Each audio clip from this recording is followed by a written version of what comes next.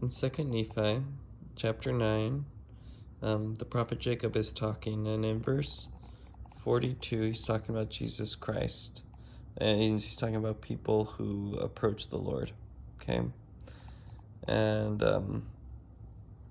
he says, "And whoso knocketh, to him will he open, and the wise and the learned, and they that are rich, who are puffed up because of their learning and their wisdom and their riches, yea, they are they whom he despiseth.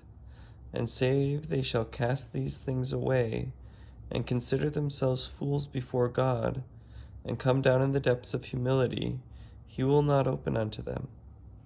But the things of the wise and the prudent shall be hid from them forever, yea, that happiness which is prepared for the saints." This verse really resonates with me. And Jacob is saying pretty bluntly that if you think you're educated and you think that you're wise and you're wealthy, you need to be willing to cast that aside and consider yourself a fool before God. I really like that phrase, consider themselves fools before God. I have a PhD from the University of Pennsylvania, and just as I've gone through graduate school and interacted with people, I've interacted with lots of people who feel like they know how the world should work. They are educated, they've studied things, and to the best of mankind's knowledge, they know how the world should work. But unless they're willing to cast that aside, they're going to have a hard time when God tells them, no, you're wrong. You need to be able to consider yourself a fool before God, because quite frankly, God is smarter than you.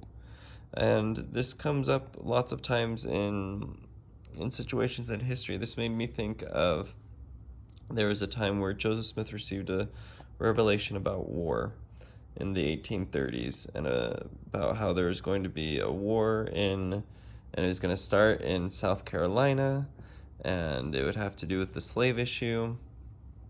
And at the time in the news, there was a nullification crisis going on. There were a bunch of problems, political conflict, and it looked like there might be a war starting in South Carolina. But then it got resolved, and there wasn't a war, and Joseph Smith seemed to kind of be embarrassed and be like, yeah, it didn't look like my prophecy came true. And Joseph Smith died, and the saints went out west, and they kind of swept that prophecy under the rug until the Civil War broke out, which did start in South Carolina, and it fulfilled all of the prophecy. It was just a couple of decades later than the saints had originally thought, later than Joseph had originally thought. And people might have thought of themselves as learned and looked at that prophecy and been like, oh, God did not get that one right. But in the end, God was right. And the people who believed in the prophecy, despite what they thought they knew, were the ones proven right. And I feel like that happens a lot of times. Lots of times we need to believe despite what we think we know, despite the evidence. And we need to consider ourselves fools before God.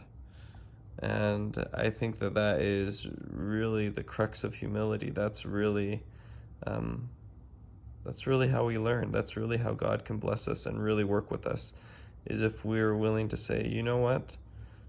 We are willing to put aside our learning and our success and let you teach us. And not second guess everything you say because we think we know better.